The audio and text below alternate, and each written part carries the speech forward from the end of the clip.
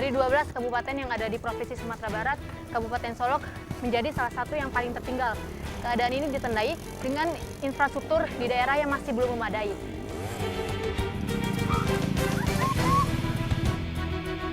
Lihat sekali semangat mereka di sini. Walaupun tidak ada gurunya, mereka tetap belajar sendiri sampai gurunya datang nanti.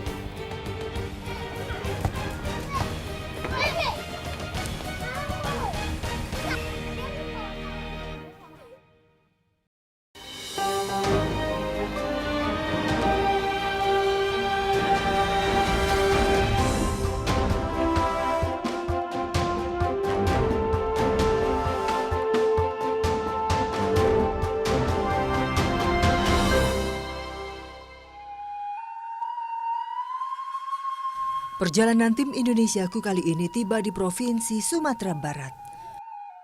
Rumah bagi etnis Minangkabau yang didominasi hutan dan pegunungan ini merupakan salah satu provinsi yang paling kaya alamnya di Indonesia. Bagaimana tidak, Sumatera Barat memiliki luas lebih dari 42.000 km persegi yang setara dengan 2,17% luas negeri ini. Namun, di balik kekayaan alam yang tersimpan, masih banyak daerah terisolir.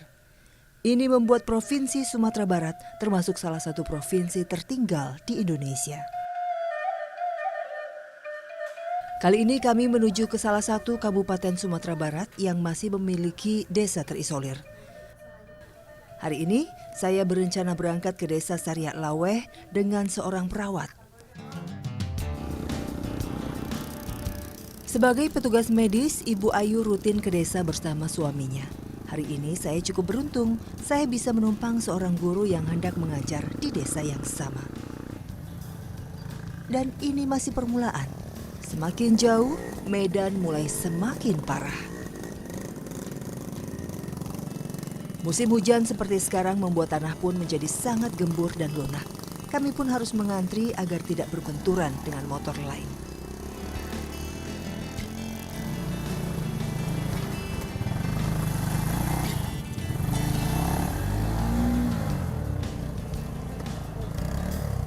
Tidak jarang motor kami terjebak di dalam kubangan tanah. Pilihannya hanya dua, penumpang turun agar beban motor berkurang. Atau yang lain membantu mendorong, mengangkat motor agar bisa berjalan kembali.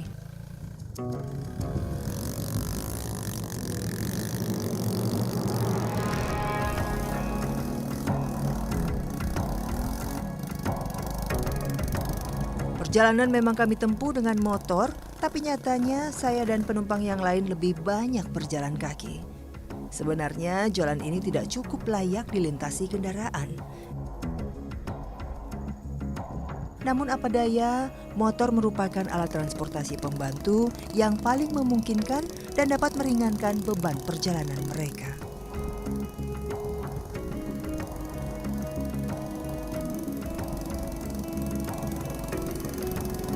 Jika dulu mereka hanya bisa berjalan kaki karena akses belum dibuka, sekarang selama 4 tahun terakhir mereka sudah bersyukur bisa berkendara, walaupun dengan jalan seadanya.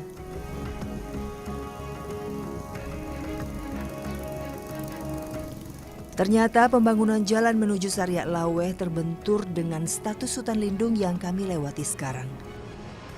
Hampir 3% dari luas wilayah provinsi ini menjadi hutan lindung. Inilah salah satu kawasannya.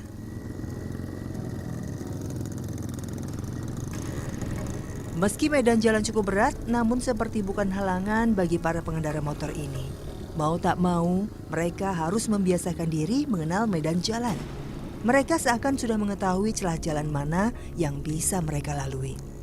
Saya sempat berpikir, sepertinya saya tidak akan sanggup jika harus keluar masuk desa secara rutin dengan akses jalan seperti ini. Namun setangguh-tangguhnya mereka, ada kalanya mereka menyerah pada keadaan. Jika curah hujan tinggi, selihai apapun pengendara, tetap saja akan tumbang juga.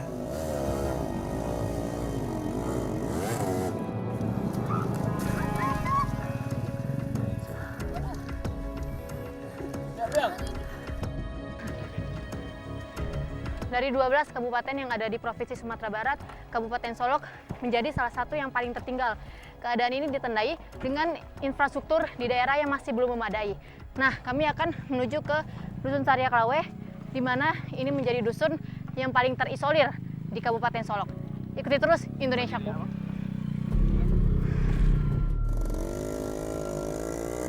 Sudah tidak terhitung berapa kali kami terjebak di tanah dan jatuh. Perjalanan ini sangat melelahkan bagi saya. Namun bagi perawat dan guru, ini sudah menjadi makanan sehari-hari. Lelah pun mereka emban demi mendedikasikan diri sepenuhnya ke tanggung jawab yang mereka miliki. Belum ada setengah perjalanan, motor Andre yang saya tumpangi mogok. Mesinnya masih menyala, tapi rantainya sudah tidak bisa digunakan. Satu-satunya cara untuk menjalankannya kembali adalah mengganti rantainya. Tentunya itu tidak mungkin kami lakukan sekarang. Kalau bolak-balik sendiri pernah ada kejadian apa gitu, Pak?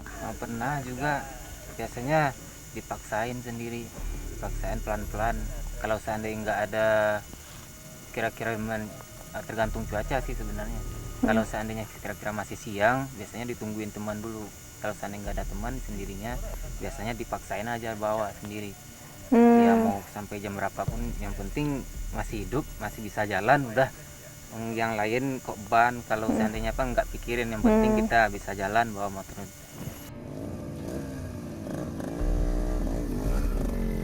Inilah dilema yang dirasakan Andre tiap minggu. Biasanya Andre melintasi jalan ini sendiri. Sudah tidak terhitung berapa banyak kejadian serupa yang terjadi. Tidak terasa juga berapa banyak kocek yang dikeluarkan Andre untuk memperbaiki motornya. Aman ya? Nggak diikat apa-apa?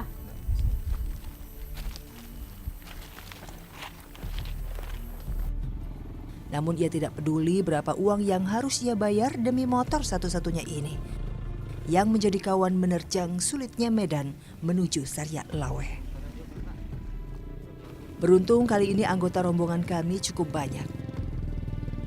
Selang beberapa menit menunggu, salah satu rekan datang membantu. Dengan berat hati, saya dan Andre pindah ke motor lain. Dari sini kami masih harus berkendara sekitar 2 jam lagi. Ini sepertinya sudah menjadi bagian dari perjalanan.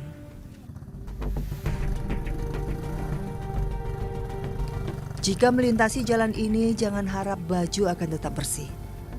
Lumpur yang menempel di celana dan baju sudah menjadi pemandangan biasa.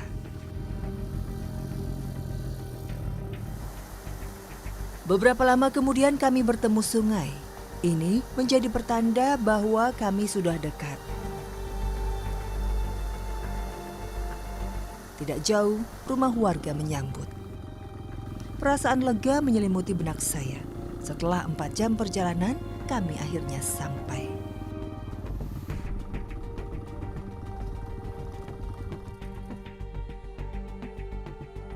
Desa Saryak Laweh. Di Sumatera Barat, desa ini disebut juga sebagai Desa Nagari. Saryak Laweh dikelilingi pegunungan. Gunung Kapau, Gunung Rumput, Bukit Parantian Balansia, Bukit Pamatang Parigi, dan Bukit Paninjauan. Membuat udara di kampung ini sangat sejuk. Rumah warga di sini masih sangat tradisional. Bangunan rumah dengan material batu bata dan semen bisa dihitung dengan jari. Sisanya masih rumah gadang terbuat dari kayu dengan arsitektur khas Minang. Ayu adalah perawat honorer yang baru 2 tahun terakhir ditugaskan di sini.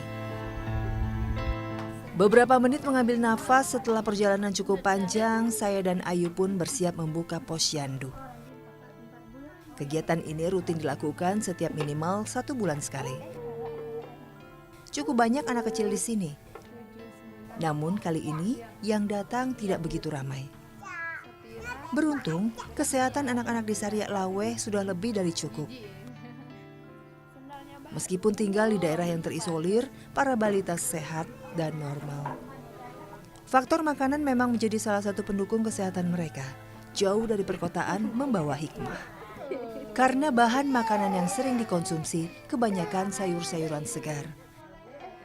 Udara yang masih sangat sejuk, jauh dari polusi juga sangat membantu. Menjalani kehidupan sebagai petugas medis di desa pelosok memang tidak mudah. Pemahaman yang berbeda akan arti kesehatan kerap menjadi kendala bagi petugas medis seperti Ayu untuk mensosialisasikan program-programnya. Di sejumlah desa, para orang tua merasa anak-anak mereka sudah sehat dan tidak bermasalah. Akibatnya, posyandu bukan menjadi prioritas untuk didatangi. Namun, sepinya poskestri kali ini tidak menyurutkan semangat Ayu untuk tetap mengabdikan diri kepada warga. Kapanpun ada panggilan untuk ke atas, kakak langsung ke atas. Pernah malam kakak jam 3 pernah naik ke atas. Ada pasien ya, ada pasien muta bocor waktu itu anak-anak langsung ke atas kakak. Ini kalau jalanannya bagus, kakak mau tinggal di sini? Mau, kalau jalannya bagus mau lah.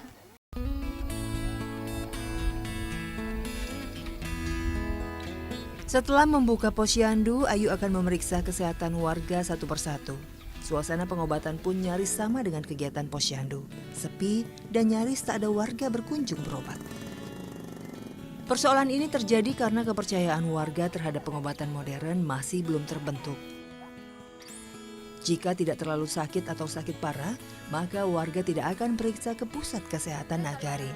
Akhirnya, kami pun keliling kampung mencari warga yang tengah sakit.